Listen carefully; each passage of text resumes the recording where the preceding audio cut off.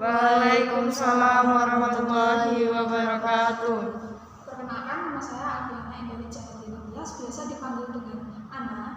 Saya dari UIN Raden Mas Said yang ingin mempresentasikan hasil pekerjaan saya dengan tema bullying. Jadi di sini kalian udah pada tahu nggak sih bullying itu apa? Belum. Ya tahu. Jadi saya mau menjelaskan ya dari awal dulu. Nah, jadi sebelum saya menjelaskan pengertian itu, saya mau menjelaskan pada pertemuan kali ini kita akan membahas apa saja sih yang akan kita bahas.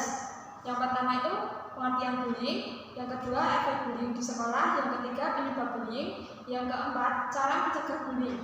Nah, jadi yang pertama itu kita akan membahas apa sih itu pengertian bullying.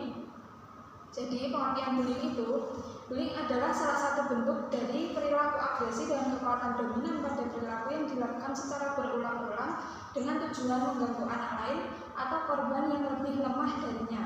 Kata bullying digunakan untuk menjelaskan berbagai perilaku kekerasan yang sengaja dilakukan secara terencana oleh seorang atau kelompok orang yang merasa lebih berkuasa terhadap seseorang ataupun kelompok orang yang merasa tidak berdaya melawan perlakuan ini. Kemudian kita akan membahas tentang efek bullying di sekolah. Jadi efek bullying di sekolah ini ada beberapa faktor ya. Yang pertama itu penindasan memiliki efek jangka panjang pada korban dan si penindas itu sendiri.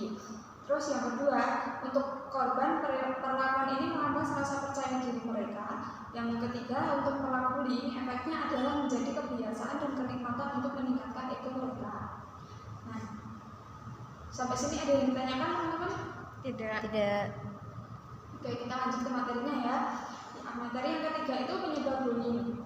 Jadi penyebab bullying itu ada beberapa aspek ya di sini. Yang pertama itu tradisi turun temurun dari senior, kayak misalkan seniornya itu dulu sering dibully sama kakak kelasnya, terus jadi kan turun temurun kayak kita tuh punya rasa saya harus balas dendam nih sama junior soalnya dulu saya digituin gitu. Terus yang kedua itu balas dendam karena pernah diperlakukan sama di masa lalu. Yang ketiga ini menunjukkan kekuasaan.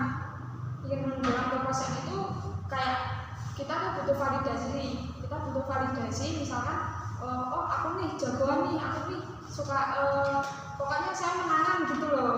Terus yang selanjutnya itu marah karena korban tidak berperilaku sesuai dengan yang diharapkan. Kayak misalkan saya mau nyuruh orang tapi orang itu nggak mau saya suruh, jadi saya marah terus saya membuli dia gitu. Ini contohnya aja seperti itu ya teman-teman.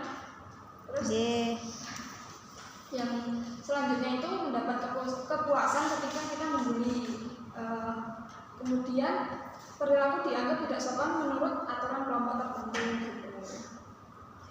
Terus untuk materi yang terakhir, bagaimana sih cara melawan perilaku bullying? Kita harus mengambil sikap seperti apa gitu. Jadi kalau misalkan kita dibully, sebisa mungkin yang pertama itu jadilah orang yang percaya diri dan tunjukkan ketahanan diri bahwa kita tidak mau mengganggu dan diganggu. Terus yang kedua, bersikap tenang saat ada yang mengganggu. Terus yang ketiga, jangan biarkan emosi menguasai diri. Terus yang keempat, jika melihat teman yang menjadi korban, maka tolonglah korban dan laporkan. Terus yang kelima, lakukanlah perlawanan diikuti dengan berteriak, lari, atau tindakan apapun sambil mencari pertolongan. Terus yang terakhir, saat ke tempat orang-orang yang terlibat dan jenis gangguan yang mereka lakukan, laporkan kepada orang tua, guru, atau pihak yang berwajib. Nah, sampai di sini ada yang ditanyakan atau tidak teman-teman? Tidak. Ada nggih? Cukup jelas apa yang saya sampaikan? Cukup. Oke. Saya Alfiana pamit undur diri. Wabillahi taufiq wal hidayah. Wassalamualaikum warahmatullahi wabarakatuh. Waalaikumsalam warahmatullahi wabarakatuh.